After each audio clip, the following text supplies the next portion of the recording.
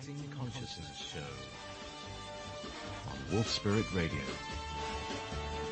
Simon actively encourages you to post your questions live to him in the chat room at wolfspiritradio.com/listen. When you ask a question in the chat room, please make sure that you've logged into the Chat and Go. That's the set name at the bottom, that you have a nickname, and that you ask one question in all caps. That makes it easiest for us to collate. Thank you. The next 2 hours will be full of debate, interview guests, and up-to-date news. Please join Simon and play an active role.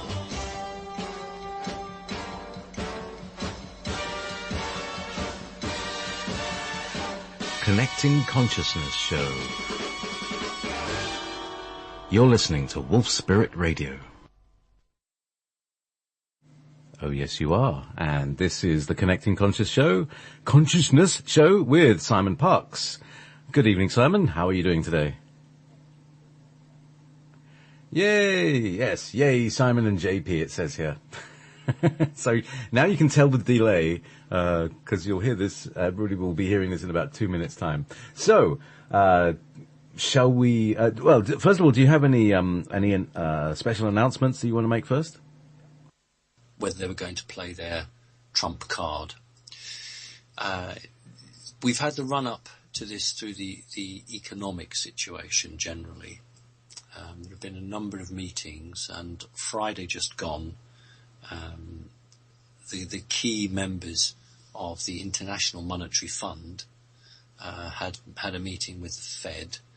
Prior to that, there had been a meeting with the Mergavinian family. These are the family that can sort of trace back through Venice and other very illuminated places, who represent individuals of great power, physical power in terms of money and possessions on this planet.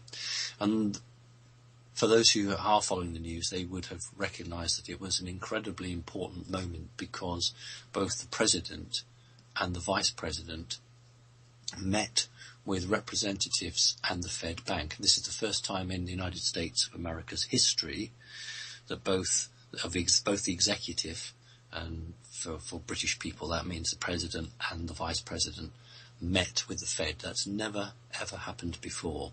The reason they were meeting was because they had been given the heads up on an ultimatum coming their way, and the ultimatum runs along these lines: that if the Fed don't play ball with China financially, then they're in for a bit of a pasting, as we say in Britain. So I need to explain what's going on. This Wednesday coming, if I'm not mistaken, the new gold-backed yuan goes live. So this is not just China, but it's backed by India and Russia, and a couple of other countries as well, which aren't as influential, but nevertheless are within the European sphere. 1/3 of the world's gold is now backing the yuan. So the yuan currency literally has 33% of all of the known gold on this planet behind it. The deal to the Fed is this: if they allow China to buy United States dollars, not all of them, but a proportion of them, they will buy them in gold, so they will exchange. So you give me your worthless paper dollars and I will give you the equivalent in gold. And not only will I do that, but I'll do it at a 10% discount for you. The object being that over a period of time, the dollar is destroyed. But it's destroyed in a gentle way, which has far less of an impact on the people of North America and indeed the Western world, or any currency that's not gold-backed. So that's the offer. Now, if the Fed refuse that offer, then what will happen is China will basically buy as many dollars as it can off the open market in gold and not put them back into circulation, so that it becomes apparent to all of the not just the senior money men and women, but the middle-ranking people, that the dollar is destroyed. Nobody's going to trade in the dollar because it's not gold-backed. Now, the issue, of course, is for the Rothschilds, because up until the 1930s, many Western countries were gold-backed, and then the Rothschilds were instrumental in removing the gold backing system and moving to this paper system of no value, which allowed money people to pull off great big stunts, which we've seen ever since then. But what China's doing is going back to the gold standard, and they're offering the Fed the chance to go back onto the gold standard, albeit not as an independent entity anymore on its own. Failure to do that, they've said, will result in the total insignificance of the Federal Reserve over the next year. So it's incredibly important. Now, they gave the people who really make the decisions in the West a few days to think about it. So this meeting to talk about the situation happened on Friday, and what the IMF were wondering is how, in goodness knows name, how they're going to cope with the situation. And they also wanted to know what the Americans wanted. Obama initially was saying, I don't want this during my election year. I don't want this side of an election. But my understanding is that they're basically saying that they want a decision prior to the election. In other words, they want Obama to make the decision, because they don't think the incoming president necessarily will be able to get his head or her head around the situation.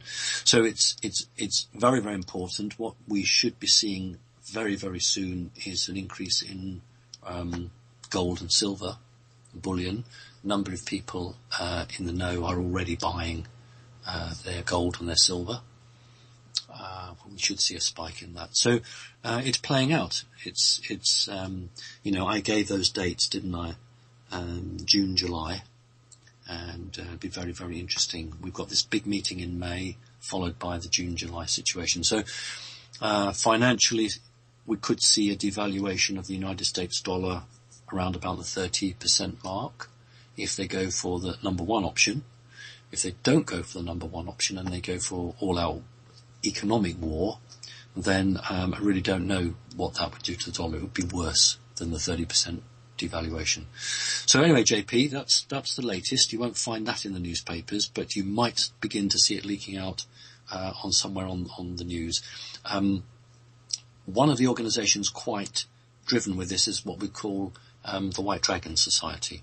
The White Dragons are a financial organisation based not just solely in China, but also have a strong commitment to redistribution of wealth. Yes, they want to protect China and they want to look after China, but they also have a bit more of a moral point of view. So you might be hearing more of the White Dragon Society in the weeks and months ahead. Right, JP, that's my news. Okay, white dragons, red dragons, green dragons, blue dragons. That's the soy sauce, isn't it? Blue dragon. Anyway, meanwhile, let's go and find the large number of questions on this. Right, so I'm just going to find the right tab that's got all the questions in it. There we go. So, starting off from Poppy, just Poppy. Protecting ourselves. Love and blessings to you and JP. What are the best ways of protecting ourselves from the effects of Wi-Fi, smart meters, EMFs already? EMFs, etc. I already make good orgonite and use it, ground myself while sleeping, committed to personal development and detoxification, eat well, exercise, try to live in the moment, meditate lots, but I'm feeling really harassed by all the information that comes through all these mediums and do not always do well with the stress. I'm meeting more people now experiencing the same and living in hyper-alert mode as a result. Thank you for your care. Yeah, the hyper-alert mode, that seems to be pretty common right in the last few weeks. It's like, everybody's on the edge of their nerves. Right. Yes, it's a very relevant question. The obvious ones, first of all of your Wi-Fi or your wireless devices, try and have them away from you where you sleep.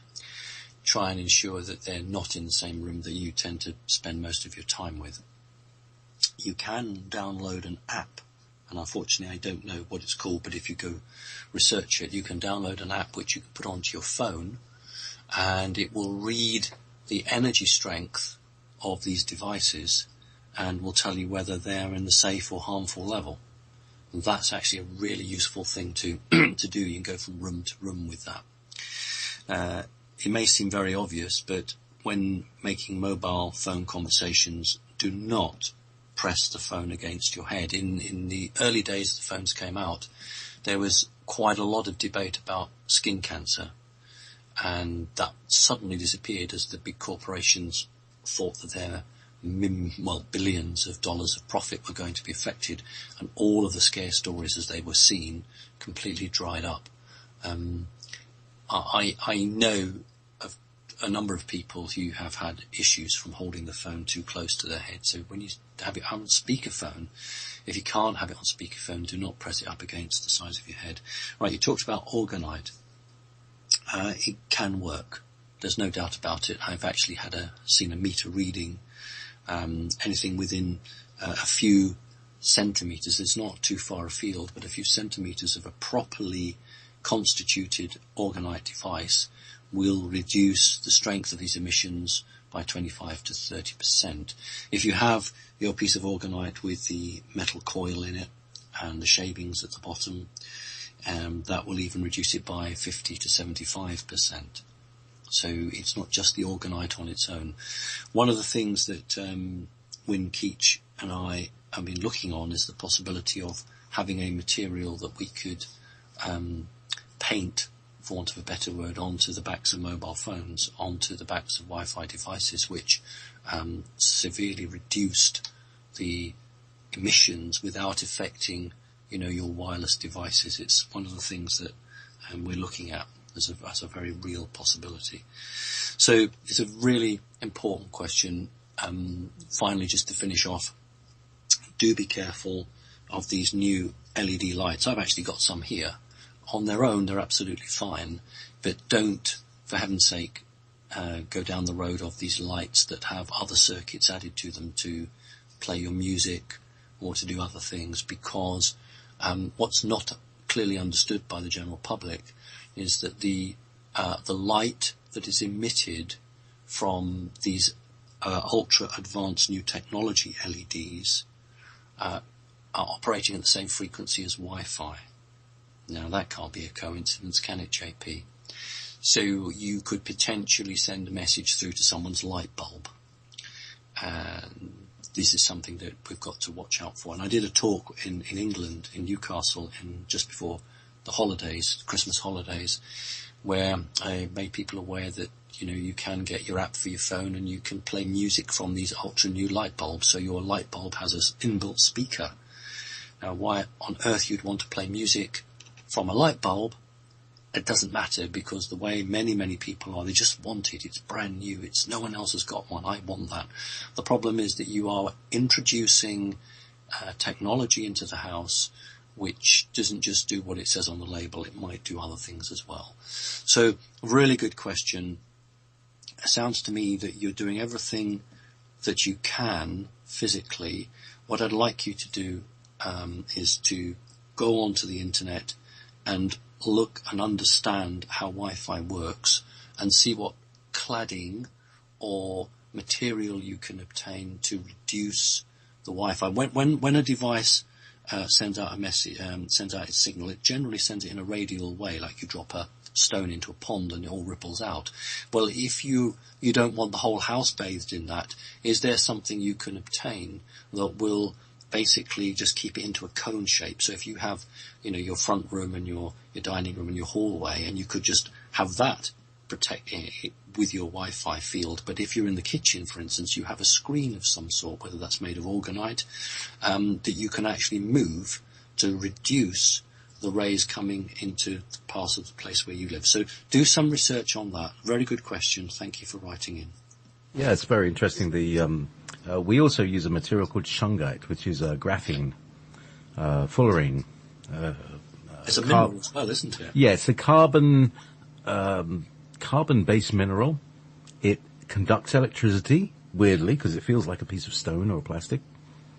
And it attenuates the hard edges. The problem with these things, you might have a 2.4 gigahertz signal, but it's square waves, and square waves create harmonics that go up octaves, far above the frequency. And that's what the problem is. Well, yes. It's those sharp edges. So the shungite attenuates those sharp edges, it just softens them up, and it makes them sound more like a valve than a transistor amp, if you see what I mean. It softens the sound. So it's like a tone control. Right, well, there we go. So if our listener then sort of goes and researches that, then maybe she can obtain something that's useful. Well, if she's in Britain, I don't know where she is, but if she's in Britain, she can contact me. If she's in America, she can contact Nancy. And I have some small squares of shungite, which have a sticky back to go on the back of the phone. But the thing that I do is I mix some, what's that white stuff, that glue, PVA, with shungite powder, and I painted it on the inside of the back of my mobile phone. And that's what I use to, and it's quite, it feels quite solid and safe. So anyway, that's my solution to that. Jolly good. Okay, so Yvonne Hulin, with gratitude for your time and knowledge, do you have any knowing of Peter Frayne, Dynamo Magician Impossible? Could he be the new human some are talking about? I don't know. I've never heard the name. Okay. Unfortunately, I've not come across him. Right. It may be that the field he's in hasn't expanded into, the field that I'm into. Had he done so, I would have had some knowledge. So I'm really sorry. I can't give you, and I can't go digging information for him, simply because it hasn't come to the fore. Therefore, I don't consider it important at this time. And that's not to mean that in 3 days or 3 weeks or 3 months it doesn't happen. I've had situations where I've been asked a question on the radio show and I've had no knowledge, and then a month later that person's come up in my life or something's occurred, and then I've done the research, if you like. But at this juncture, I can't answer that question. Okay, so on a different plane, Simon from Ashley, can you tell us more about the elite's worship of Re, the sun god, and Ptah, the creator god, and how it will come into play for the big event? And what connection does Anu have to them? So Re, Ptah, and Anu. Well, all of the major religions in this planet have focused on that which brought light. The Egyptians, obviously, perhaps one of the key dynasties or civilizations that we can think of, although it's not exclusively with them. Some of the South American civilizations also very strongly.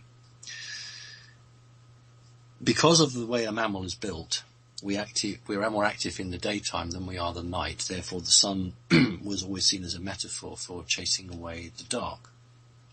But it was about who was manipulating this propaganda story. We don't just have individual priests who get round and say, right, we're going to worship that great big golden orb in the sky. What actually happened was that somebody said to them, this is representative of the god, and you see how it chases away the darkness, therefore you should worship it. So what's happened in history is off-planet entities have sought to join a connection between themselves and a physical happening on Earth. When I use the word primitive humans, I don't mean it spiritually, I mean it technologically. Many thousands of years ago, primitive technological humans didn't believe anything unless they actually physically saw it. And we really haven't moved on much today, have we? We're the same. We don't believe it unless we can see it, touch it, and even then we don't believe it sometimes.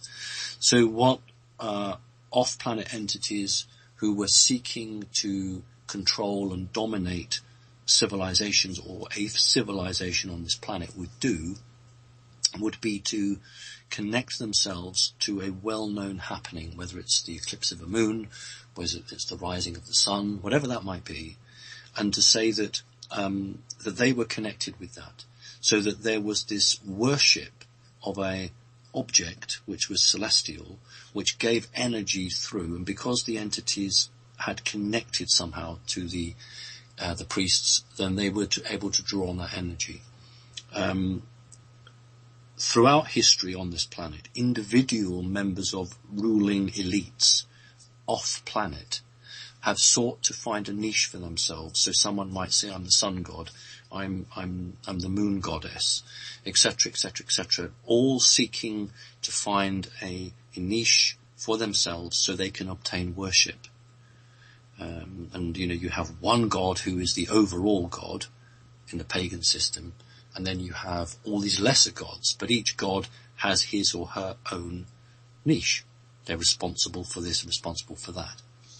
And so you can begin to see how much of this is copied from a real-time situation where members of a royal dynasty are given responsibility for certain things on the earth, and then to their followers or their worshippers, they are aligned with that object.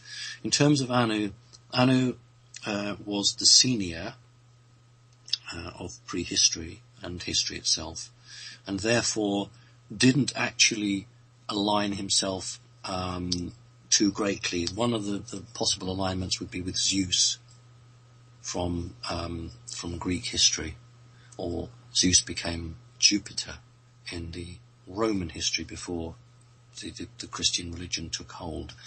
So the number one senior god would always be Anu, and then his representation, although he tended not to play that, he let others play that for him. His sons and those around the family who were seeking to be more dominant and to gain more power would push the agenda, and then they would then say, well, this god is greater than your god, etc., etc. So all linked, and when one religion fell out of favour, it was generally because the god, and I'm using the word in parenthesis, the god fell out of favour with the court they were in. And so when that god was deposed, therefore that religion was just disappeared. It wasn't to be worshipped, and that god would then be chucked out or thrown away from the court, and then would go to another country on the planet and set up another cult, another group. I've talked about it before, where suddenly we have this very advanced, technically advanced culture, the Incas, the Mayans, where sacrifice, particularly with the Inca group, was commonplace. The murder of persons with a stone knife made out of volcanic glass called obsidian, and any sacrifice tends to be linked to these people. So a really good question, but divide and conquer, divide and rule. So Anu would play one member of the royal family off against another, and then you would see that play out in the way it goes across. I mean, the reptilians are still to this day very angry with the Jewish race, because they believe that the Jewish race gave away some of their secrets to do with the Ark of the Covenant and many other things. So originally, the Jewish race were connected to a very, very senior reptilian overlord, who then got very angry with the chosen race, using the terminology there, because he believed that some of the information was given away. So a very good question, so thank you for that. That's begged another 28 questions. Anyway, so we'll find out later maybe what the beef with the Jews and the reptilians is. I've never heard of that. Anyway, from Dan Farmer. Simon, what exactly is CERN planning on bringing through with the Hadron Collider? Will they be attempting a false Messiah takeover? And how are they able to put on such an innocent act without exposing their intent? Well, the threat from the CERN Collider is over. The serious threat is over. That was seen off. And thank you to everyone from Connecting Consciousness who participated in that group or worldwide meditation. The facts of that cannot be disputed because of the conference that I held in October. We actually had weather charts taken from satellites showing that a thunderstorm actually was right over the CERN facility at the time of the group meditation. So even the planet was coming to our aid, because there was a lightning strike which took out the number one generator powering CERN.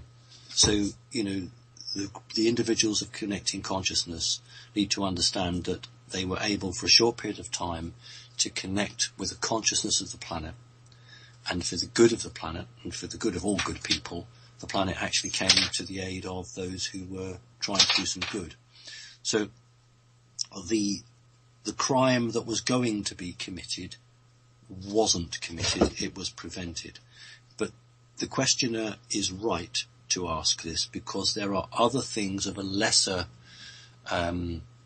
greatness that they wish CERN to do.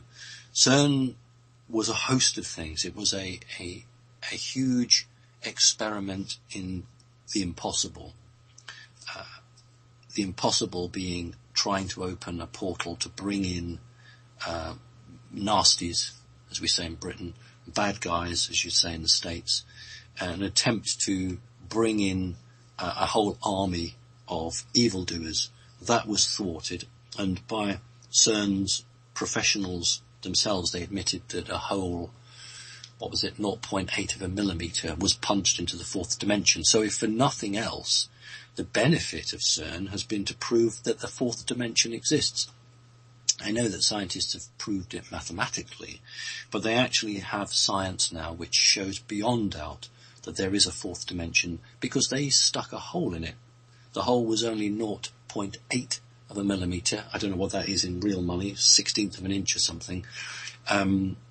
Whereas what they wanted was one maybe 12 feet wide, so that they could literally import stuff.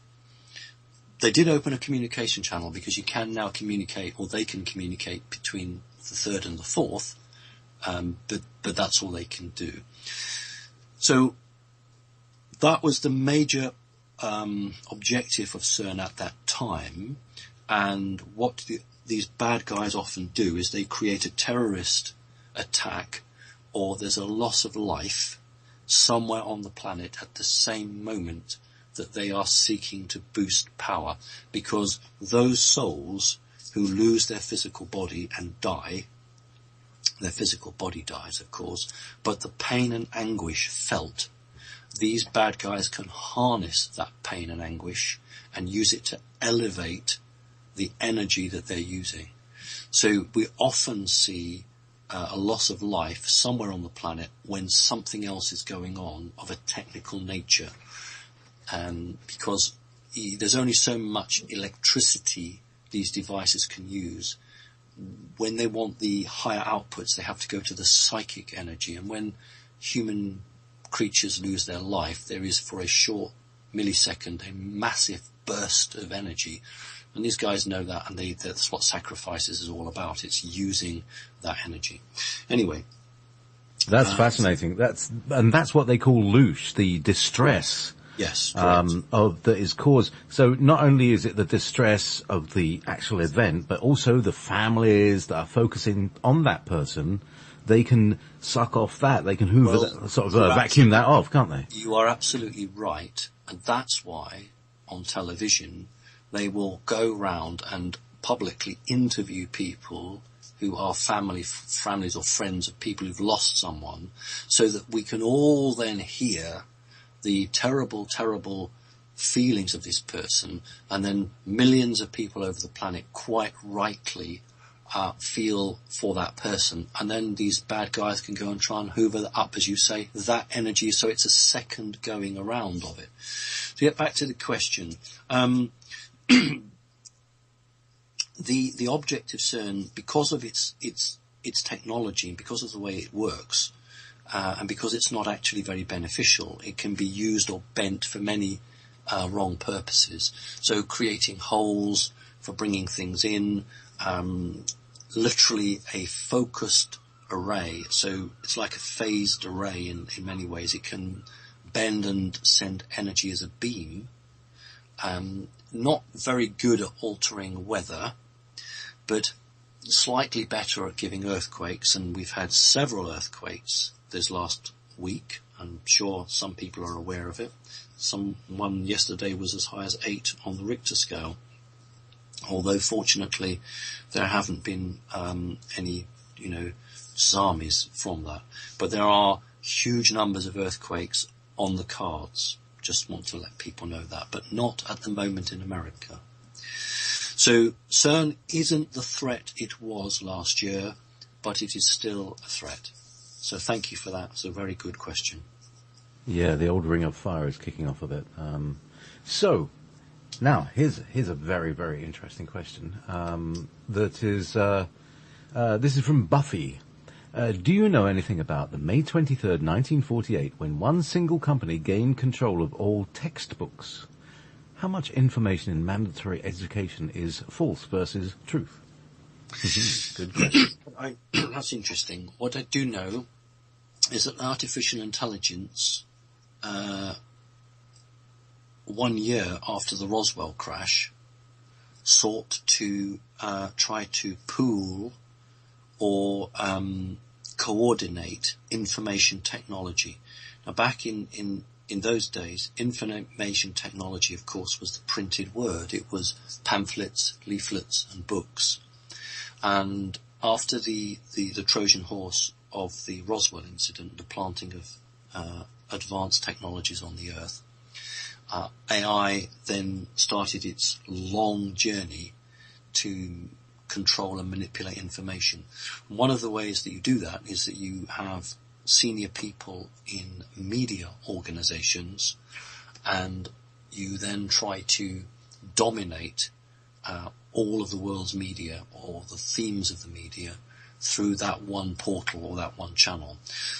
So I have some knowledge of it. I couldn't tell you the company, but I am aware that in 1948 or 49, one of those 2 years, I can't remember which, but it was very close after Roswell, there was an AI move to try to place all or as large a portion of the printed word coming through one, not publishing house, but through one organization. So that person's very well read, that's a really good question, and it's AI. It was AI-led, and AI is the problem. I'm a Cinderella. Meanwhile, kind of slightly connected with this, from James, what is NASA's real purpose, and why do they keep giving us fake pictures and videos? Are there parts of space being covered with holograms? Right. NASA's originally was set up as a cover, literally a cover to take away the general public's attention of space and focus it down a corridor that was completely media controlled. So if I want to raise vast amounts of money from a civilization, and America is a civilization, it's a huge country, it's like a whole world in itself. But if I want to raise money from it, then I'll need an organization that can promise you the moon. And so one of NASA's jobs was to dupe the ordinary, good, decent people of America and say that we are the organization that will, sort this out and put a man on the moon. And of course, Kennedy unwittingly was caught in on that. He wasn't knowingly doing that. He was played along. And, you have an organization that then has all of the media at its control, whether it's a glossy magazine, Time Life, whether it's books, films, Walt Disney, whatever it might be. They've all pushed this agenda and made huge amounts of money. And what it also means is that they have a monopoly on space. They had a deal with the Russians. So the Russians would keep out and wouldn't contradict anything that NASA said generally, although they did contradict over Phobos. The Russians had a completely different take on Phobos, but that's another story. So basically, NASA then could control everything, and through NASA, the National Security Agency, the NRO, National Reconnaissance Office, were then able to send up satellites, which were supposed to be communication satellites, but of course, very, very distinctly military satellites. Photographs were doctored and altered, airbrushed out. And so literally, if you want anything to do with space online, you have to go through NASA, because NASA will be the ones that say to everyone, well, you can have this picture, you can have that picture. And so it was a very clever ploy to ensure that whether you were a big media company or just an amateur astronomer, anything that you got had to come from NASA. And it was only the vast amount of pictures coming in the 1980s, 1990s that swamped NASA, and therefore stuff was being released which hadn't correctly gone through. And I'll add to that, there were a number of people who were trying to alert the general public and were deliberately letting stuff go through. So instead of airbrushing out every one, they might airbrush out 99 and let the 100th one through. But in many cases, it was just literally the volume. The volume was so great that they didn't have time to check it, or they didn't expect anything to be in that particular planet or that sector or that quadrant. So that's why we've got a number of very genuine pictures from the Moon and Mars, which clearly show things that are not of this planet.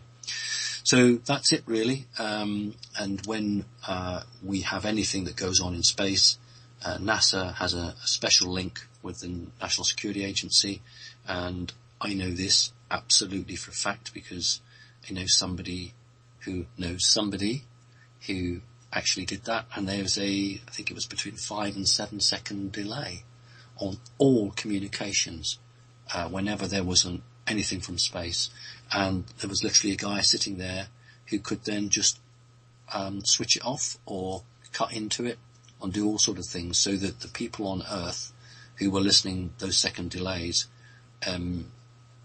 through the main media couldn't pick it up. Now, ham radio people, if they had the right equipment, they would actually pick up those signals. You go directly to the signal. Undoctored, yes, exactly. But then, if you start making that public, you'll get a load of people on your door. So again, a really good question. So that was great. Yeah, some good questions. Okay, all right. So here's something quite personal. Anyway, Simon, despite that it would be removed from the internet very quickly, would you ever be willing to make a video of you shapeshifting? Sometimes in videos, your face, and only your face, begins to look almost as if it had a low bandwidth.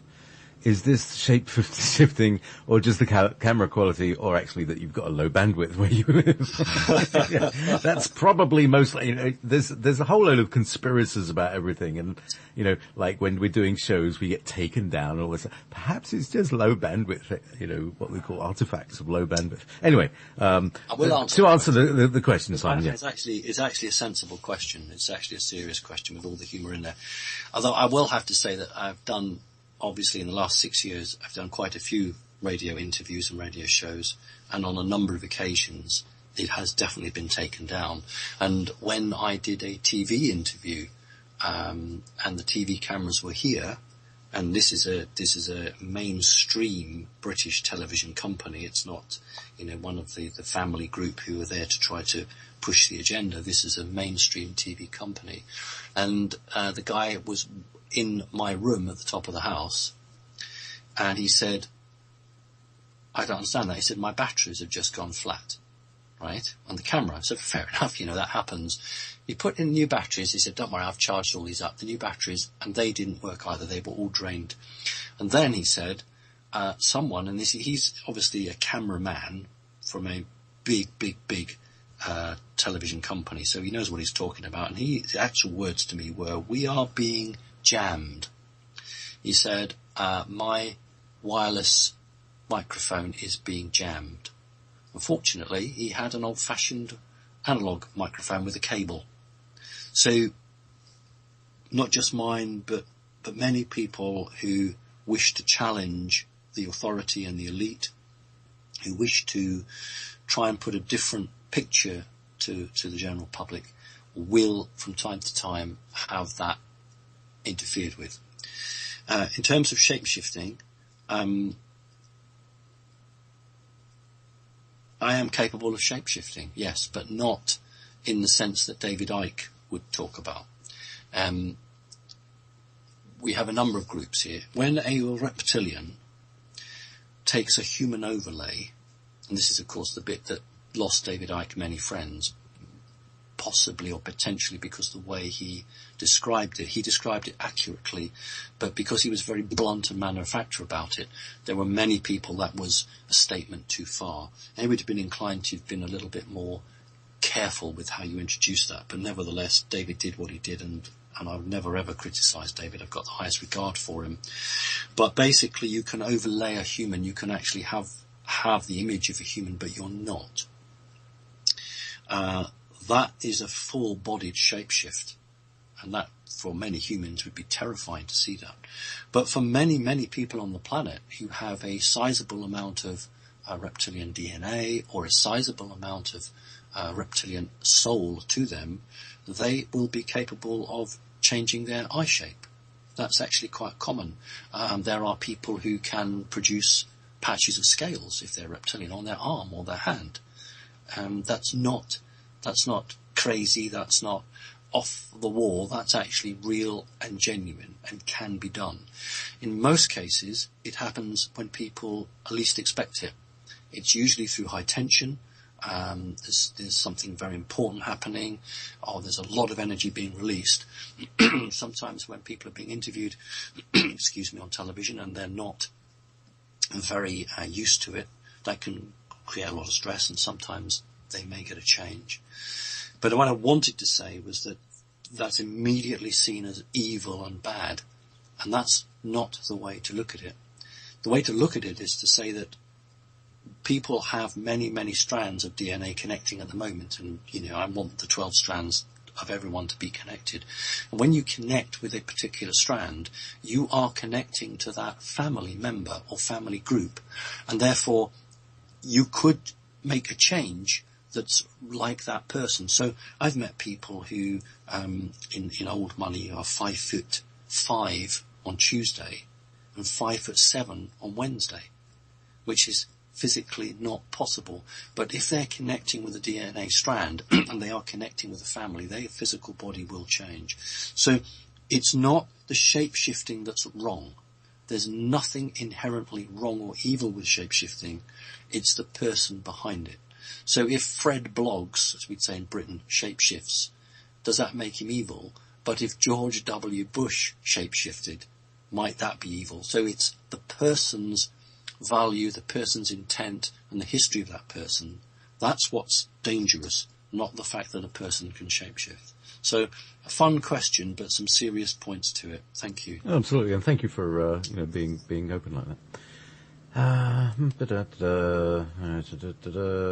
Hang on. I'm just reading this rather long question. Okay, that's okay.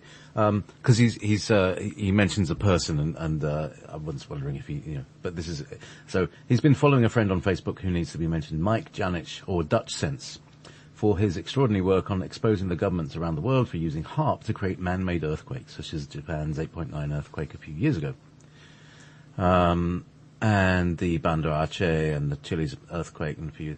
Fidel Castro openly pointed the finger at America for Japan's quake. My question is, how many of these endless quakes are man-made? Also, are these man-made quakes responsible for a massive tilt in the Earth's axis? I have noticed that about 1:30 p.m. the moon is out in the sky along with the sun.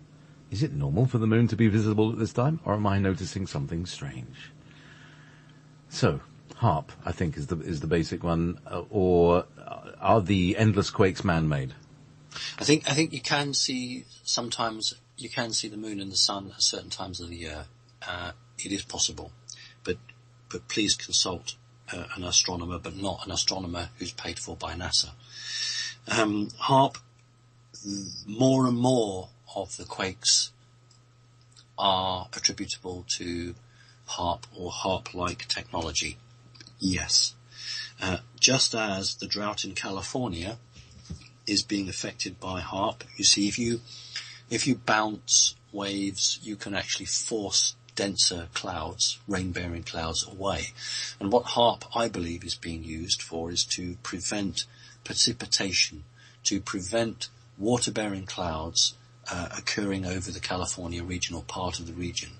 But if you then angle those, because we talked about phased array, when you're working in digital, you can actually move without needing an antenna that actually moves. The antenna stays in its same position, but by altering the frequency, you can actually move the beam. If you send that into the ground, and there is let's say a clay layer, or there's an unstable element, those waves will build up or bounce off whether it's a clay layer or not, and you will form a vibration in a weakness. And if you just keep that going for a number of days and you build up the power, you can produce earthquakes. Now, I can't give you a number, but if I said more than 50% of the serious, and that's anything over 5 on the Richter scale, over 50% over 5 are coming from machine-created elements, I think that would be accurate. And that's huge. What is the purpose of it? They're still experimenting. So they will be setting off earthquakes in regions that aren't going to really cause too much harm, because what they're testing is what is happening to the Earth at that time, what is the resistance, what is the best way to modulate these beams. So a lot of it is experimentation. The questioner did mention Japan. There is an Illuminati history, that belief that Japan needs to be sunk under the water, all of it. And there was a real attempt to totally sink all of mainland Japan. There was an external interference, and that never occurred, but it did seriously harm Japan, because up until that terrible day, Japan had been a net exporter of products. Now it is a net importer of products. So as a world power, it was destroyed overnight, and people don't really appreciate that. You couldn't really do that to China or Russia.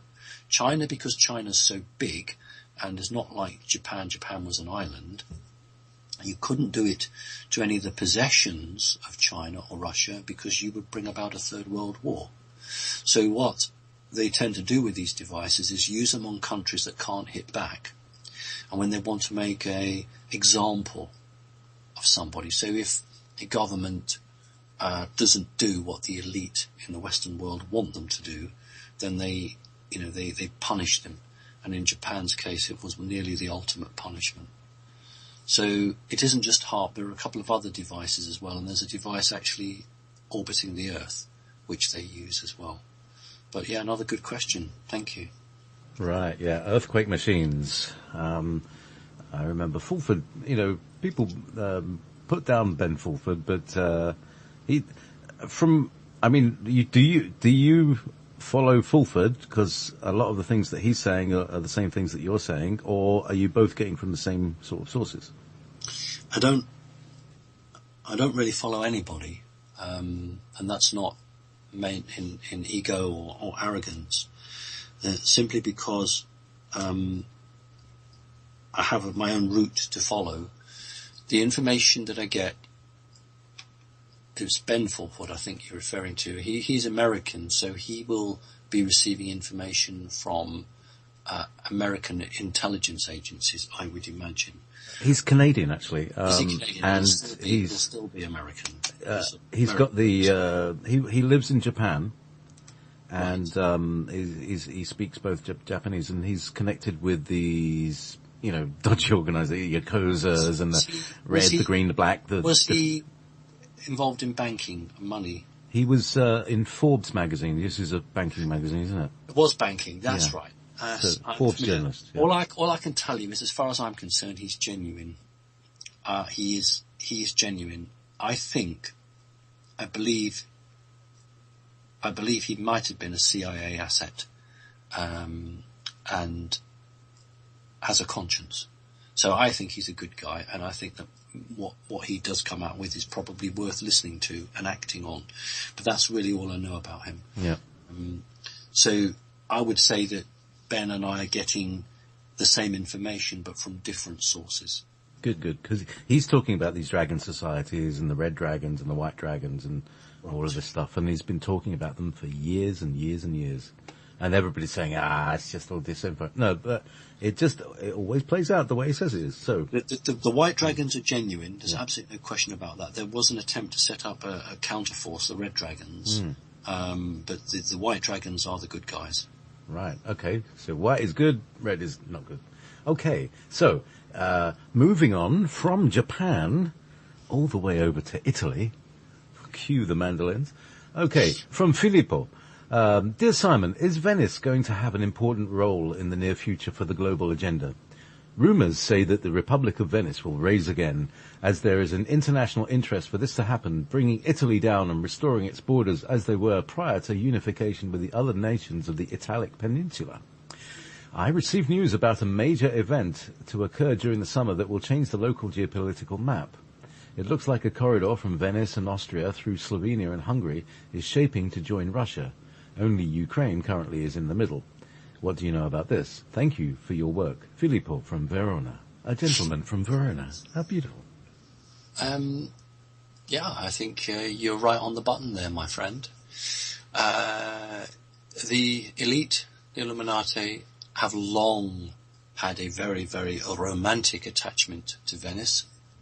It has been the home of many, many gifted and moneyed people. And there have been those who have harboured a strong desire to see Venice stand in its own right. And there are those in the Vatican, because you cannot talk about Italy, and certainly you can't talk about Venice without mentioning the Vatican. And our questioner didn't mention the Vatican. That's probably deliberate to see if I would go there. The Vatican has two schools of thought. One half is, yes, it would be really nice to have Venice come up. But the second thing is that if you fracture a country, then you lose the power. The Vatican controls all of Italy. If you start having city-states that go their own way, then that can destroy your power base. However, if you were to align yourself with a city-state that then could align itself with a country with a gold-backed currency, you might be seen to be throwing the rest of your country to the dogs, but you yourself and your own principality survive. So in other words, if you know that the end is coming financially for many in the Western world, then why wouldn't you create a vehicle which could be a small town or a geographically defined area of great history, and align that as a separate state with the people who now have the ascendancy, and that might then buy your own freedom. So, the Vatican might wish to try and get on the back of one of these. So the questioner has great knowledge. Most people haven't a clue what I'm talking about. He does. What I would just say to him is that what you need to understand is that the reason that money has left the Western world over the last 20 or so years and has been going to the East is not because these clever, tricky Chinamen have done this, done that, or done other. It is because the Rothschilds have deliberately raided the Western world over the last 20 years and have deliberately moved assets, stripped assets from the West and given them to China.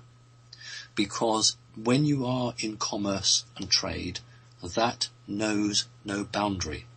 It doesn't matter to the Rothschilds whether their banking assets are placed in China or X, Y, or Z.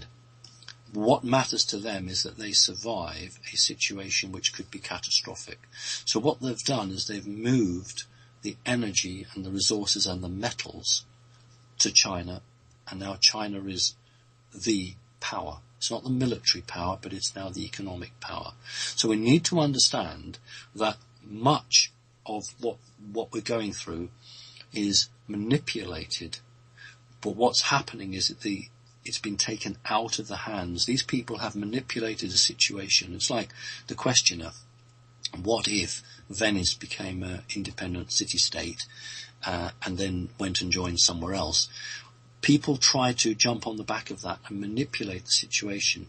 But there is a greater force, thank goodness. We could call it, consciousness, the great creator, whatever we want, which seems to go along with it and then suddenly, like a bucking bronco, throws the rider off. So just because the bad guys seem to be getting their own way, it doesn't mean they'll always get their own way. A really interesting question, so thank you for writing in. Okay, so we're coming up to 5 minutes to the hour. Let's do one more question, then I got a song to play. So this is from Michaela from the CC group in Germany. Hello. Hearty greetings from Germany to all, and thank you for your work, Simon, JP, and all the beings beyond. My question, hello Simon, could you talk about the Evas, the female wave from your point of view? I have never heard of a contact that was made by the females from this or other universe's dimensions. Why? Why are the male beings making contact and no female? Do you know? Sorry, several questions. I did not mean man and woman. I mean the beings which experience the female way on planets and or dimensions. Where are they? Excuse my Dinglish. I hope I have expressed myself correctly. Love, Michaela D. Well, first of all, thank you, my darling. It's lovely that, we've got so many people in Connecting Consciousness who participate in many ways, and one of the ways is to, ask a question, and hopefully, we get a chance to talk about it. And, your English is wonderful. I only speak one language, which is English. You, at least to my knowledge, speak more than one. So, take my hat off to you. So brilliant. Right, it's a misnomer. Now there's a word for you, if your English is a second language. It's a misnomer simply because there are many, many beings that experience the feminine. If we think of the constellation of planets and stars, which as a British person I pronounce Osiris, but an American person would say Sirius, one part of that constellation has a very, very strong male energy, and the other part is incredibly feminine. And when I meet a person and they're from that star system, I will know, based on the feminine or the masculine about them, whereabouts they've come from. The thing is that the male is dominant at the moment, and will be for another few thousand years, but we are moving towards the feminine. And I personally don't like the fact that we are either a male in terms of these energies or female in terms of the way that the universe is working. It was much nicer to be more balanced. I'm not arguing for a unisex. I'm not arguing for, non-male and female. I think that's very important to be a male or female. But the problem is that males generally kill and females generally bring life into the world. And so we have a real problem, which nobody really in the mainstream media ever wants to discuss. When's the last time anybody in mainstream media said, actually, it's mostly men that commit crimes, it's mostly this, that, and they just don't go there. It's all we know it, but we don't really talk about it because people are frightened and scared to talk about the truth. And the point is that there's a combination of the way we are brought up on a planet and what we are expected to do and how the system thinks that we need to behave and what we are like inside. There is a lot of feminine energy working very hard for positive ways. The planet is feminine. This planet Earth has a feminine energy, and that's why the Catholic Church in the main attempted to burn as many witches as it could to remove women from the role of healing, from the role of teaching and guiding, and to replace it with male only. And we're getting women now into the church, but that's only because laws have been passed saying that it's not really right for one sex to dominate, although religion is actually exempt from that. But the churches have done it, but they don't give any power to the women. When we get a woman pope, now that would be interesting. So all I would say to the questioner is feminine is much stronger and plays a much stronger role than you imagine. So I think that's it, and we need a break, don't we? I think we do. And so in remembrance of the sun god Ray, here is Ben Harper with Here Comes the Sun. And welcome back to Connecting Consciousness with Simon Parkes And there, did you see the listenership there? Yes, I did. Wasn't that interesting? It's lovely to see people all over there in New Zealand. No one in Japan though. Anyhow, where do we go to? Oh, about 1,000. I have 1,000 windows open. One of them has. There we are. Here we are. Okay, Spirit Bunny. I have respectfully always tried to keep my questions very short and concise, my sole focus being on getting an interesting topic addressed while still helping the show move along efficiently and allowing others their opportunity to be heard too. I try so hard to keep it brief, but I don't even make room for pleasantries, and some might find my questions cold. I hope we both realise that there is much love coming from this point on the planet too, and I'm showing it with respect for the time and energy of all involved. And I'm actually not cold or insensitive at all. Oh. So, that wasn't that was a sort of statement rather than the question. I'm sorry. But thank you, Spirit Bunny. Well, had we ever said anything to the contrary? I'm not sure. Maybe I've said these are really long questions all from the same person, but perhaps. I think the thing is that anybody who listens to the show and takes the trouble to write in is someone that we value. And sometimes when a person has a very deep knowledge in a particular field, it's very hard for that person to encapsulate what they're trying to get across. I mean, if I had to ask a question on something I didn't know, I'd probably just do it in one sentence because I didn't have the knowledge. But if it's on a topic I have great knowledge for, then, it's something that I might spend a lot of time doing. The difficulty is, of course, that this is a time-limited radio show, and if someone writes a long question, sometimes we don't have the time to answer it or read it through. That in no way is a reflection on our feelings or our evaluation of that individual. It's just simply a mechanism to try and get through as many names as possible. Because anyone who's listening to this show is going to be spiritual and a great asset to the planet. Thank you. Next question, JP. Good. Now, here's a good one. From Jim, duality consciousness versus unity consciousness. Thanks for all you and JP do. Please discuss the difference between duality and unity consciousness. For example, ego identity is duality consciousness and source identity is unity consciousness.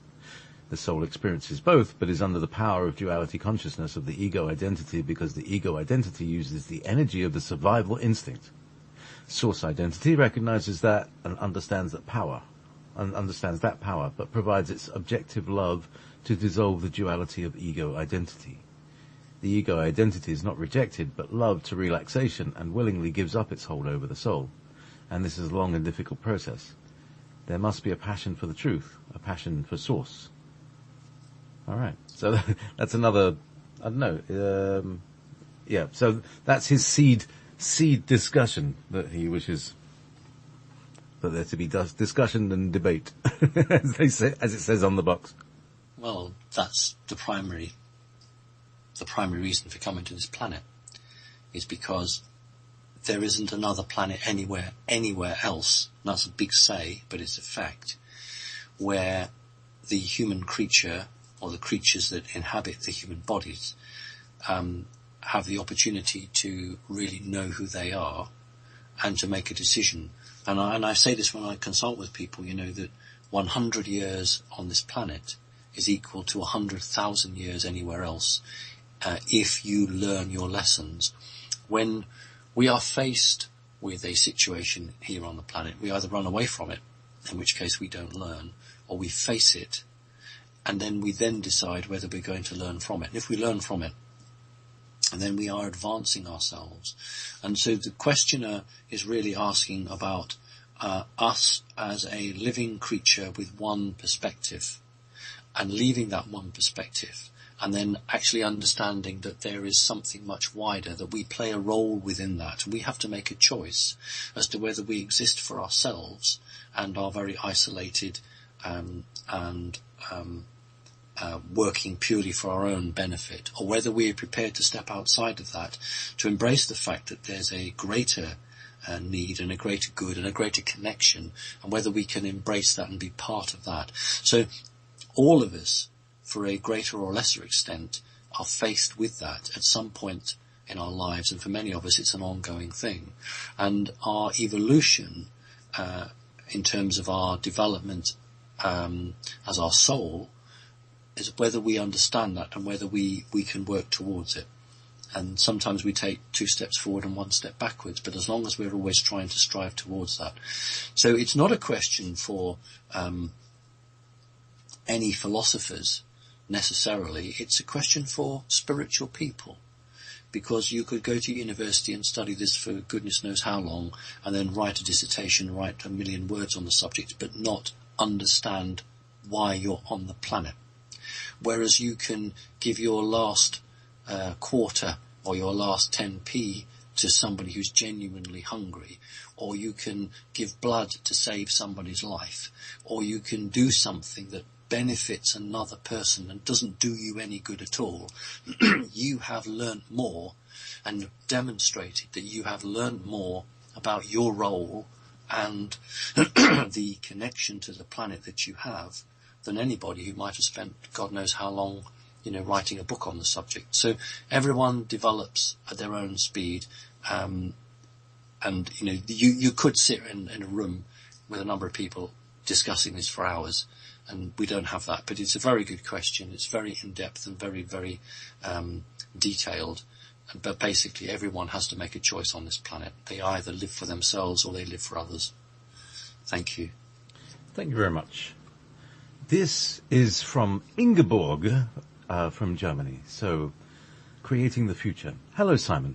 This weekend I joined a seminar where a Russian female doctor taught us more technologies about, Grigory Grabovoy's, the teachings about the rescue and harmonic development of the world.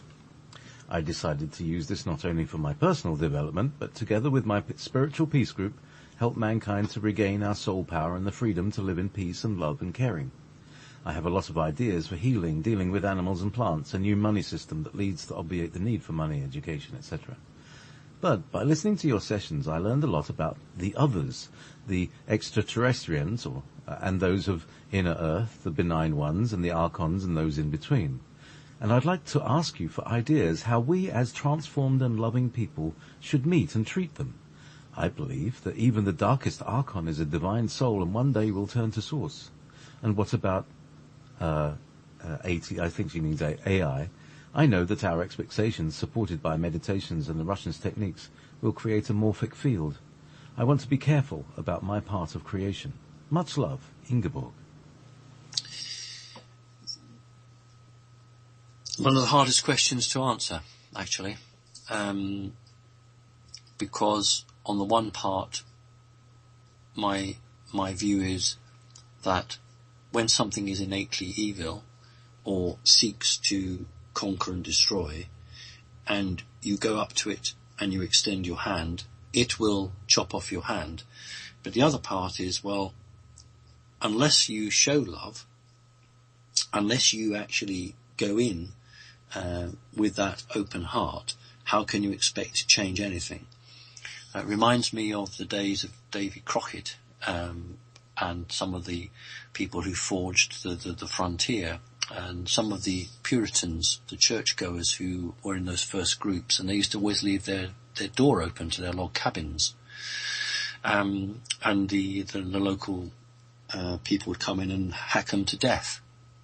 And then over a period of time, they stopped coming in and hacking them to death and used to sit round and talk to them.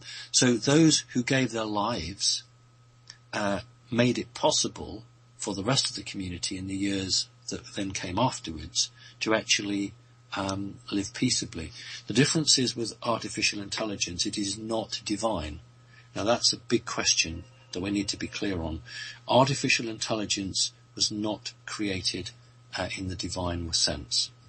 You cannot send love in a beneficial way to something that is artificial intelligence. What I would ask you is this: if you have a chess computer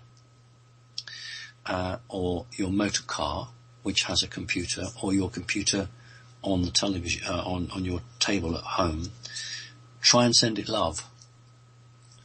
and see what response you get. So if you're playing a game against a chess computer, try and send it love. It's not going to work because there isn't anything divine connected to it. I remember one person saying to me, "Can't we just send love to the CERN Hadron Collider?" Saying no, but you could probably send love to the people who are operating it.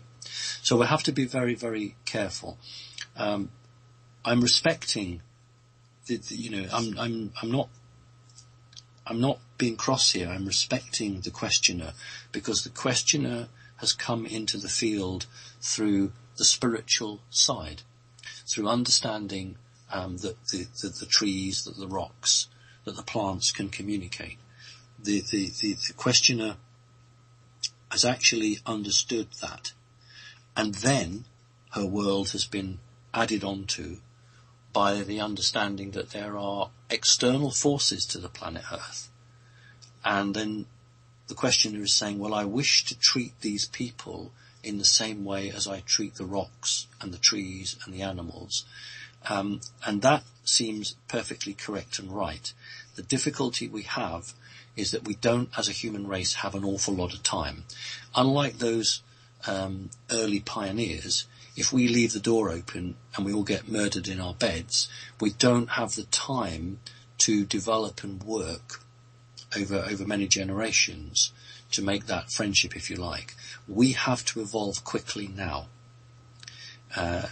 We have to decide who is here to help us, who is not bothered either way, and who is working against us. We should be able to forgive, but that doesn't mean that we throw our weapons down and say, that's fine, you want to do what you want to do, that's fine, you can do that to me. I don't subscribe to that view. I actually believe that if something is right and good, it's worth, defending. But I do understand the argument here, and it's very painful for me, actually, to give the view I've given. But I've come to that because I do not believe anybody should give away their sovereignty and be tricked. You think of the Western Europeans who landed 400 years ago on a South Sea island and presented a pot full of worthless glass beads and said to the leader of the village, give us all your island and you can have this lovely, lovely pot of glass beads. The person in that island, probably no one had ever been murdered. There was no lying, there was no cheating. They had a small community and they trusted everyone. And when these white Europeans arrived, they treated them as their own. And oh dear me, didn't they learn how trickery and nasty some of these Europeans could be to them. But by then it was too late. They'd been enslaved and destroyed. Now when I do the radio show, I've always spoken about the human race and how it has to evolve, and we have to be careful. And ultimately, I've always said to people, trust yourself. If you think something is right or wrong, do it, because then you have to stand by your own decisions. So I heartily respect the questioner, but I've put my side on. So, I've had my tuppence worth, as we say in Great Britain, and the audience will listen, and hopefully they'll understand that both myself and the questioner have very good elements. So thank you for that. This is another very interesting question. This is Sky from Sky. I have noticed the answers. You just have to have faith, hope in things that will work out, that things will work out coming to me lately. It has made me question, what exactly does everyone have faith or hope in? It seems that everyone is waiting for some savior on the outside of them, something other than themselves that is going to do something or change something to make it all better, the human condition, that is. And then they can get back to life as they know it. Obviously, since it is hitting an off key in me, it is something I need to deal with inside also. So, question is, how do we, those of us looking for an outer savior in some form, turn that faith or hope into an inner trust, and what do we focus that intention on? I have been using the higher DNA that you have described in past discussions as the term higher self, but finding trust in that seems a bit elusive except in meditation, and difficult for those that haven't found the Saviour inside yet. I see we could go down the rabbit hole on this subject, but just looking for a direction and some guidelines on this one. Trusting in one's inner saviour and moving that out into the world. Wow. See? I said that was a good question. See, that question was too long. So we have to be consistent. All right, here we go. I will summarise the question with the middle. No, I've got it. It's okay, JP. Yeah. I've got it. Yeah. But I just wanted to be consistent here, and we will try and keep everyone and keep. All right. These are paragraphs. They're all paragraphs. Right. It goes back to sovereignty, and it's about the belief in what you think is right and the values that you have. And often through history, we have as a people, that's throughout the Western world, but not exclusively so, we've been led to believe that a strong man, can sometimes be a strong woman, but generally a strong man is required to do the job. And we are pre-programmed to vote or elect for an individual to do what we want them to do. Never mind the fact that they go and do something completely different, and we seem to forget that. You only have to look at North America. Every few years, it's either the Democrats or the Republicans. Might be a bit different now, but nevertheless, Democrats, Republicans, and there's a great, huge excitement, and a president is elected, and then it all falls down, and then there's another huge excitement, and another president is elected, and it all falls down, and nobody seems to remember that the last 3 or 4 elections, this is just a pattern they're in. So what we'll have to do is to say that we shouldn't expect somebody else to come and put it right for us. The reason is that what's right for us may not be right for that person who we've elevated onto this podium to do it, because 9 times out of 10 they will be multi-millionaires themselves. They will have been groomed for the job ever since they were 3 or 4 years old. They will only ever meet and mix with people who have great wealth and power. So why would they do something to save us? Now, when you ask yourselves these questions, then you begin to understand that the sort of people that have been reaching the top of the ladder are reaching the top of the ladder simply because they will maintain the status quo. If I, and I'm not, but if I was an elite person running the world, and I don't want my face in the media because I'm too busy making trillions of dollars, so we'll have an election and we'll have a president, because they don't mind him being a middleman, because I control him, because I'll call him every, 2 or 3 times a year and tell him what he can and can't do. That president, no matter how much he or she really cares about the people, can't do it unless they're JFK and then they get a bullet in their head. So we need to understand that nobody externally is going to come and put it right for us. We have to do it. And the second question was, how do we do that? We have to stop being excited about strong-armed men. We have to stop being excited about people who come and promise the earth. We have to stop giving them their power. It's a nasty name, but we'll look at Adolf Hitler. Adolf Hitler only got to power because people gave him that power. Through a combination of violence and democracy, he and his followers achieved nearly total power in a country because 45 or 50 million people let him do that. And although it's probably very unsavoury to say it, it's a fact that most of those people were quite happy with Adolf Hitler as long as things were ticking along nicely. And as soon as things weren't ticking along nicely, no, they weren't Nazis. And what I'm saying to you is that people have been programmed from birth to look and seek for a leader to do something. And the problem is that you're going to need some people who can wield power, and I'm using the word deliberately, to make changes, but are above corruption. Because at the moment, it seems to me that most of the people in all of the governments who wield power have been corrupted by that. So joining the strands is not It's not what you need to do in this case. It's about actually understanding that the system that we have, certainly in the Western world and probably all over the planet, is not designed to produce anybody who is going to come and save you. It is only designed to produce people that will maintain the status quo or steal more from you to give to them and their friends. Once ordinary people who are obviously not listening to the show, unfortunately, once they understand that, then they will say the whole system is corrupt. The whole way of identifying leaders is corrupt. So you have the political system. The political system is just merely a ladder to maintain the control system. We need to actually come to a point where you don't have shareholders. Terrible, because many people listening to this show might have shares.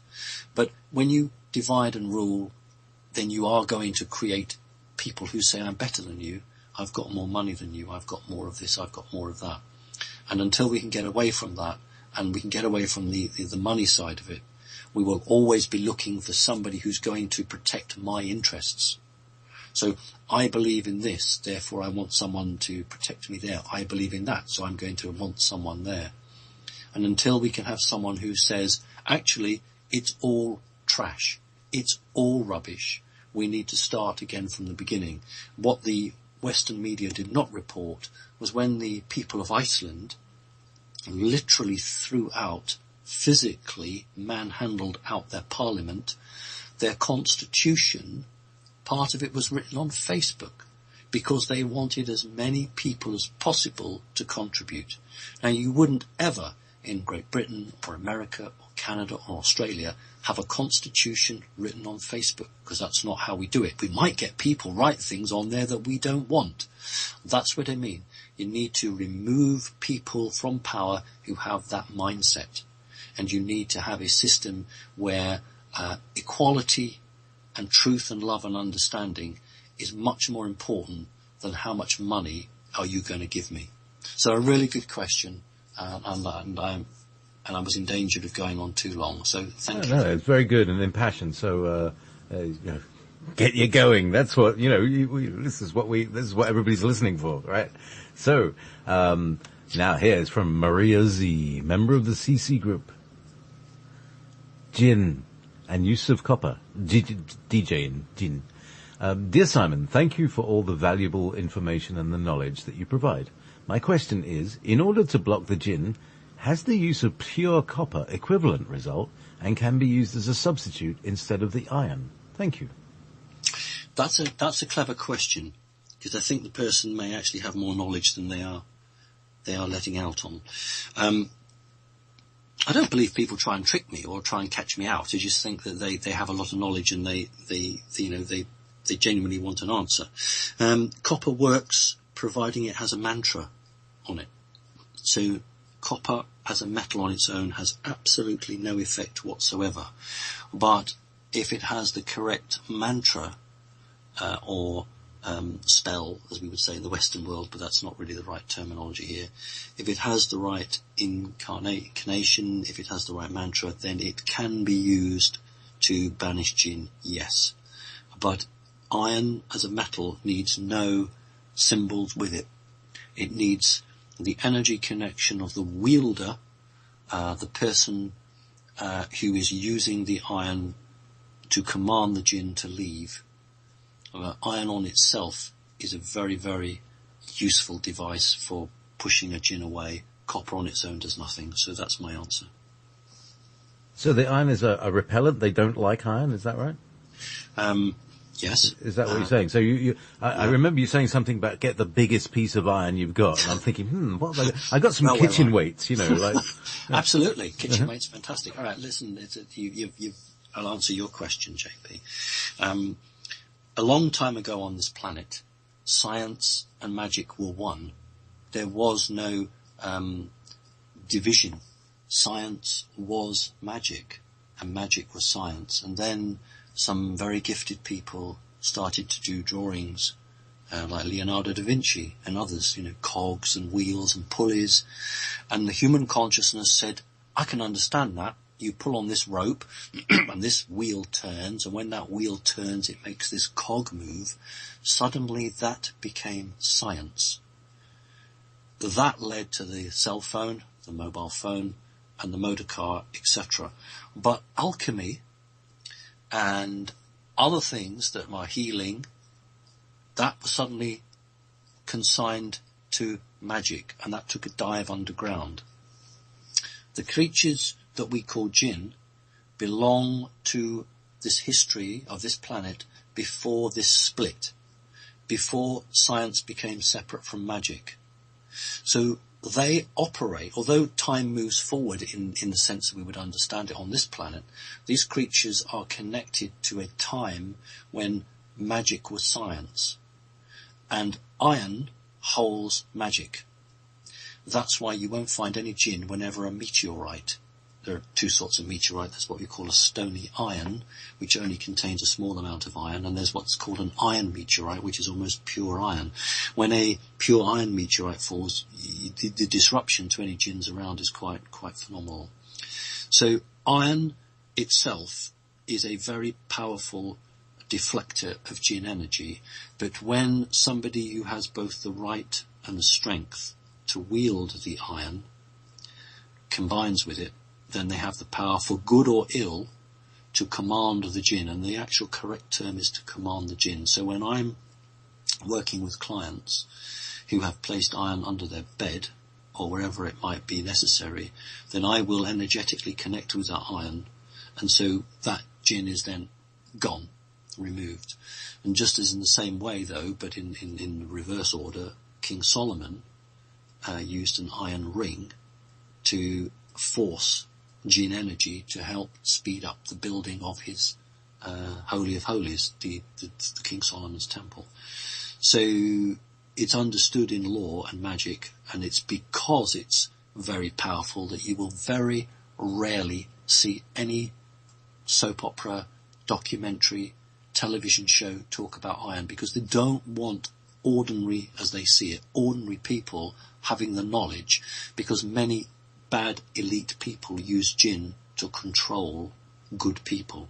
And if you were to publicly announce that iron was a good defence, then they would lose the control of some of their people. That's why it's not ever talked about. So that's why I use every opportunity I can, and that's why I try and help people, because many elite magicians, black magicians, most black magicians have a jinn inside them. That's actually what's required, because the black magician can't conjure in the same way without that very, very strange energy inside them. But that's another story. So that's my answer, and it was a good question. Thank you. Wow. So yeah, I'm going to go and get an iron spike now. I got a 6 foot, well, no, it's a 4 foot iron spike that I use for planting. It has to be iron. It can't be any other metal. So steel is iron, or steel is steel? That's a good question. If you were to talk to a man or a woman who smelted metals, you could, if you allowed yourself, get into a long argument that steel is iron. Now, what I'm looking for when I work with my clients is iron, which is a metal with a lot of impurities. Steel could be argued as being iron, but with the impurities removed. It must be iron, because iron is the metal that rusts readily. If you think about the term sword and sorcery, the word sword, you coordinate it with dragons and magic, etc. But it wasn't the sword that was important. It was the fact the sword was made of iron. And as soon as steel was invented and swords were made of steel, all of those magic stories just disappeared. So the sword is seen as very, very magically important, but only because it was made of iron. So that's another little thing there. So Vanessa's saying a cast iron frying pan might work then. Right, okay. Cruces. Right, Can you okay. gin the cruces? And what about an Arga? That's got a big iron plate. Right, well okay, two things there. First of all, yes, it would work, but remember I've told everyone that it's about the concept in these creatures' minds about magic. And so the man working on a forge, smelting iron, banging it with a hammer, that iron is the most powerful. And I say to people, if you can get your hand on a horseshoe that's made of iron, that is the most powerful thing. So King Solomon commanded gin with a ring that was hand forged in a forge, obviously. That's the most powerful thing. Then you then talked about frying pans and ovens. The important thing is where we place the metal. You need a piece of iron, and then you need to place it in key locations. So having something in the kitchen might not actually be the key location. So anyway, yeah, that's it's good, isn't it? Oh, wow, there's very fascinating information. And so this is interesting because you're answering some of the people's questions ahead. So I'm not asking them, but Rick then says, do reptiloids have swords in their culture? Yes. Cross-checking to make sense of a memory, he says. Yes, they do. More than one. Right, the United States Navy have an agreement with a group called the Raptors, who use swords. The group that I have a connection to use swords, but not for fighting, but only for ceremonial purposes. And as a young boy, all human children who are initiated into the reptilian culture at a high level have to undergo a test. And I found one other person who'd undergone the same test as me. And I hadn't gone on the internet or anything with this.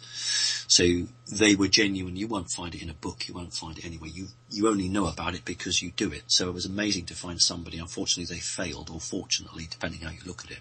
What happens is you're given a large sword, a very real sword. Excuse me. And you stand, your legs apart slightly, and you hold the handle, and you put the blade on the ground, and then you can use 3 or 4 or 5 or 6, it doesn't matter, that doesn't matter, swings, and you literally throw the sword up in the air so it spins. So it's maybe 7, 8 feet gone up in the air, depending on how big the sword is. It may only be 5 foot if it's very heavy. But it's describing arcs, it's spinning. Now what you have to do is stand there and catch it by the hilt. The natural human reaction is to run, or move out of the way. If you move out of the way and let the sword hit the ground, you're out the program. If you attempt to catch it by the hilt and you fail, you're out the program. And all human children who are destined for a certain route have to undergo that. Now, I met somebody, I'm not going to say who their name was, because I don't have permission to do that. And because I actually said to this person, and I quote, "Have you ever done the sword ritual?" To which he said yes. And I thought, well, this will be interesting then. I won't give anything away. And he then proceeded to tell me that he dropped it. And the shame and the disgrace was terrible. And he was out of the program. So he was genuine. His experiences were genuine. I caught my sword, so I would then go on to the next stage. So in some groups of reptilians, the sword has a very huge symbolic meaning. If you think in Great Britain's history, King Arthur and the sword in the stone. If you think about the symbol for a country in Great Britain, the country is called Wales, it has a red dragon. If you think of the Sarmatians, who were a very warlike people, they had the Draco standard. So we associate swords and dragons, and we think about King George slaying the dragon.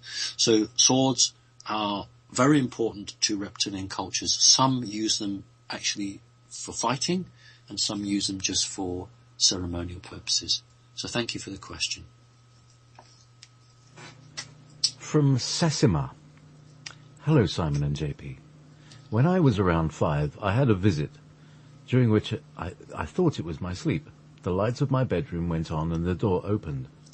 I saw Christ come in and looked at him, and at the image my father left. That's how I knew it was Christ. He called me with his hand, but I never saw his lips move. I moved my head as saying no, and he called me again, and I said no, because if my mother woke up, she would yell at me, and she said she wouldn't wake up. Defiant, I jumped twice on my bed and then down and came to him, and he picked me up. When I woke up, my mother screamed because she found blood on my pillow, but there was no wound on me she could find. Who or what was this being? Thank you for sharing your knowledge. Right. I always think I've got some form of responsibility, whether it's right or not. It's not my place to take away someone's belief system. I can challenge it and get people to start to do their own research, but I've never literally gone on a head-to-head course with somebody like that. I would be very, very surprised, and I'm not being rude, I'm very, very surprised if Jesus Christ had the time to come and visit you. It is possible, and if you had the soul of Mary or someone that particular individual had that connection with, then I won't rule that out. What is more likely is that somebody was masquerading as Jesus, specifically done when a family is very religious or an individual has just learnt about Jesus. I would ask the question about the blood, whether you'd had a nosebleed. You looked for any physical wounds on your body, or your mother looked for any wounds, there was none, but there was blood potentially on your pillow. I would suggest you had a nosebleed. I would suggest that you'd had a screen memory, and maybe something had been done to your nose. Now, I won't disagree that coordinated with somebody leaving the planet. That is often the case.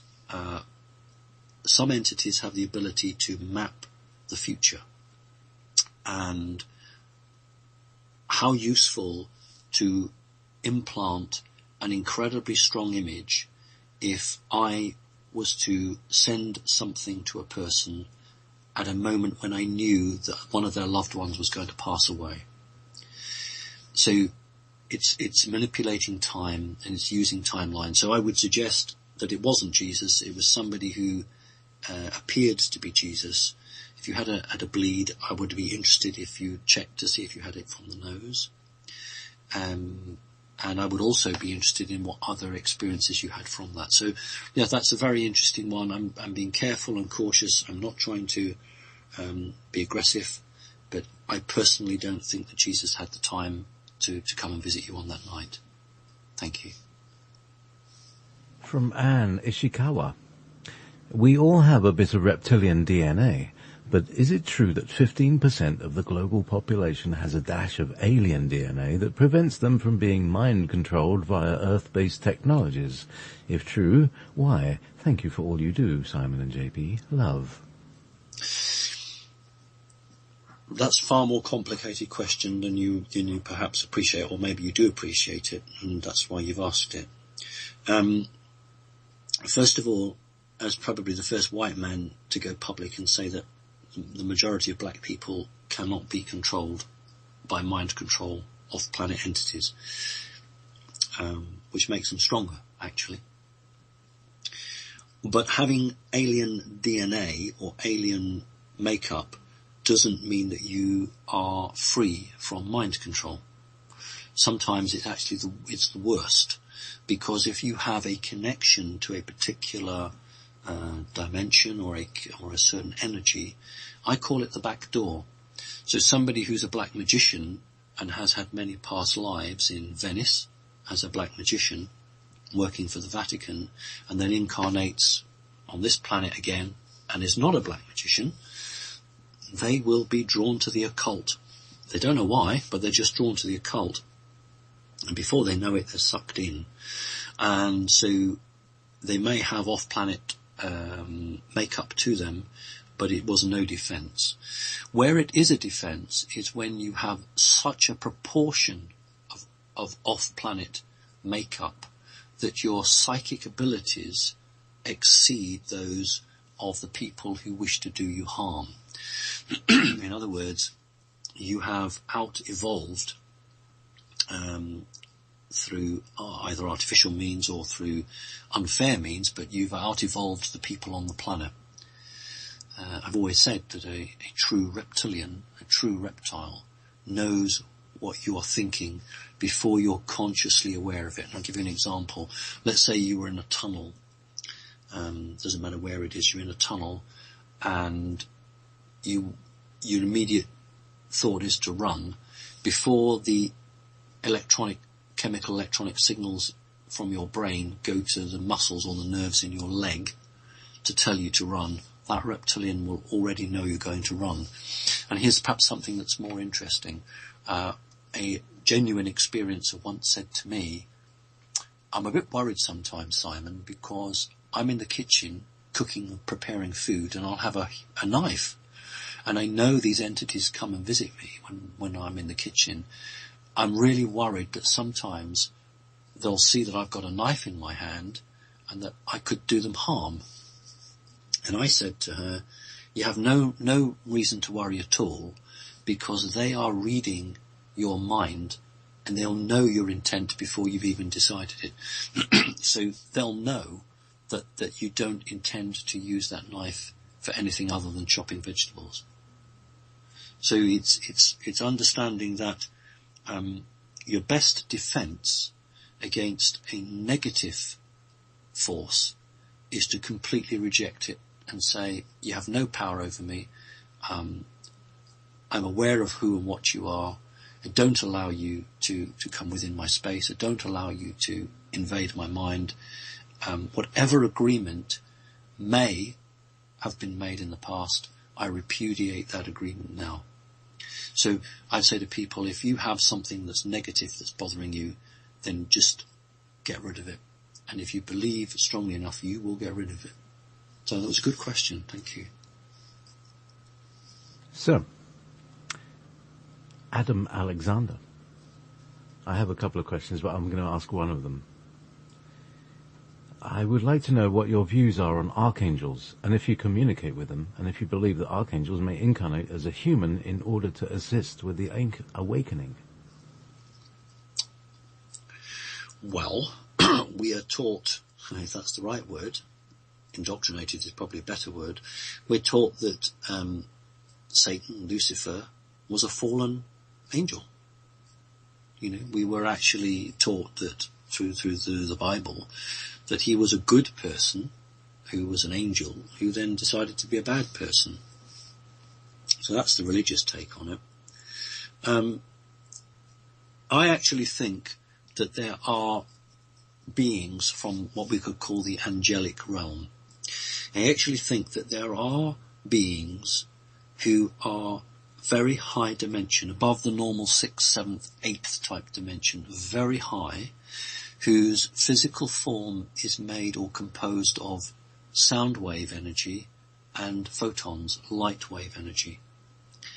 And they are so evolved that they are unaffected by organic materials around them. And they have only reached that high level because they have taken the right path. If you don't take the right path, you don't evolve. It's like these guys in the 4th dimension. They've been there a very long time and they have every danger of never getting out of that dead end. But if you're up in the 11th and higher dimensions, that's because you have passed every test. So you might be so full of understanding that you understand nearly everything, and you come here because you wish to help and guide. And so some people will see these beings, and, you know, whether we call them angels or archangels, that's how we might refer to them. I don't know whether they are angels in the sense of the word, but I do know that such beings exist, and I do know such beings are just good. And I wish we could see more of them. So, yeah, that's my answer. Thanks. Right, now here we go. All right. Emerald tablets from Myra. Saw a video that we do not have the real information on the emerald tablets, that there are 6 of them and that Nazis got a hold of them, I think 2 of them. Do you know which is on the 6 emerald tablets? And how many do you have to take before tea? Well, it'll take you to the Emerald City, won't it? Yeah, that'd be cool. Right. There are a number of artifacts on the planet and off the planet. And 6 is the number. And when certain artifacts are placed together in a pattern, doesn't have to be a circle, in the correct order, they then produce a sound, or they produce a resonance or a frequency, which then unlocks something else which is out of human eyesight. Adolf Hitler wanted to obtain as many of these treasures as he could, simply because he understood a little. He understood enough to know that many of these items had been hidden around the earth precisely to prevent people putting them together in the correct pattern and opening things or altering things. I won't specifically talk about the Emerald Tablets, but there are a number of organizations on the planet to this day. Some are hell-bent on obtaining such items and keeping them in their private museums. And other organizations are just as determined to ensure that these guys don't get them. Even so, that some military organizations have set up squads, and one squad goes out to try and recover them, and the other squad goes out to try and prevent them to being discovered. Some of these materials were deliberately placed here in the hope that people would find them. Other materials were stolen or lost, and being humans, we love a quiz, we love a challenge, and so you find one piece of the jigsaw, you think you understand it, and it leads you to the second piece and the third piece. Are you being led there to develop and put all these pieces of the jigsaw together and unwittingly bring about your own demise? Or are you genuinely being like Sherlock Holmes and through free will just investigating what lies out there? So my own concern with many of these objects is they have black magic attached to them. The listener talked about the Nazis. One of the main reasons that Adolf Hitler invaded Austria was because he wanted to get the Spear of Destiny, which wasn't in a museum actually. It was kept in a church, strung up from the ceiling. It's my belief that the Spear of Destiny as a special object actually was possessed, and it might be a surprise to some people to understand that objects can be possessed. Objects that are not organic can still have a resonance about them, which is a home to a non-corporeal bodied creature. And I believe that the Spear of Destiny did have an entity to it, and that entity then left the Spear of Destiny and went into Adolf Hitler. So many objects that we are excited about, think about Raiders of the Lost Ark, and many stories where the hero goes around to collect things. They contain rather negative aspects to them, although in themselves they may actually not be harmful, but something has attached itself because it expects a human to come and find it. Adolf Hitler was always supposed to find the Spear of Destiny as a destitute painter around the time of the First World War, before the First War and just after. He was fascinated by the occult. We've got 3 or 4 minutes. Let's just talk very, very quickly about Hitler, because the questioner has I can legitimately talk about it because the questioner's put it in. It is interesting, and it is part of our subject, because at the end of the First World War, Adolf Hitler allegedly became blind through a gas attack. But he did not become blind through a gas attack. The technical term, or the medical term, is historic blindness. Hysterical blindness. Hitler believed he was blind, therefore he became blind. Remember that Adolf Hitler was the illegitimate son of one of the Rothschilds, and he was therefore always going to be protected. He was a number, 1919? It was 1919. He and a few others were sent from Germany to Britain to undergo some hypnosis. This was supposed to cure his hysterical blindness, because the doctors knew he wasn't blind, but he believed he was. But I believe that he went through a form of mind control, which basically was a program which is I am the saviour, made a demigod out of him, and he was then connected with black magic from that point. So any sacred object that he then went, because he sent expeditions to Tibet, he sent expeditions to the Hollow Earth, anywhere and everywhere where there could be a sacred object, he went to collect it. Now, was that he collecting it, or was it the entity that possessed him? So I'm always very cautious about objects, and sometimes people bring me objects and I won't touch them. I'll have a jolly good look with my third eye, first of all, before I will physically handle it. So it's a really fascinating question. Thank you for that. Absolutely. So, right. So we're kind of really near the end. Simon, are you going to be doing readings again? This is another question. Yes. What's happened is I've got 100 people now who have emailed. I have got somebody who is now going to coordinate, starting this Monday. I beg your pardon, not this Monday, a week Monday, so not tomorrow, but a week tomorrow, who's going to be coordinating and is going to be emailing people with a slot, a time, and a date. So now we've got the 100, that's what we're going to be doing.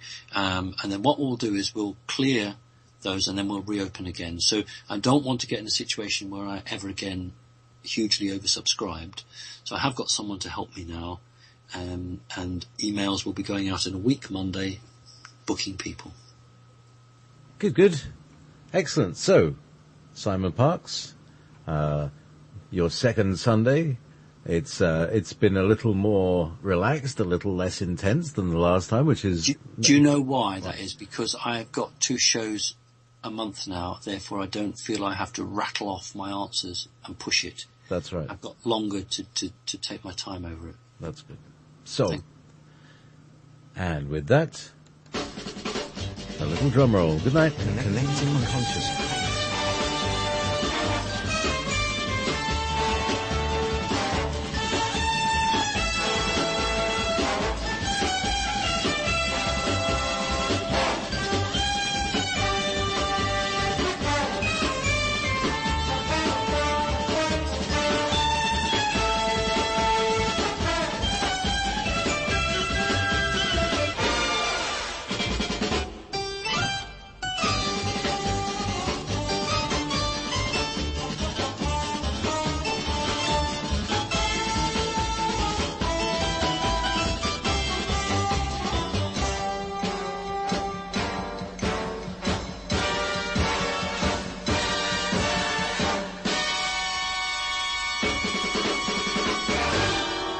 You're listening to Wolf Spirit Radio.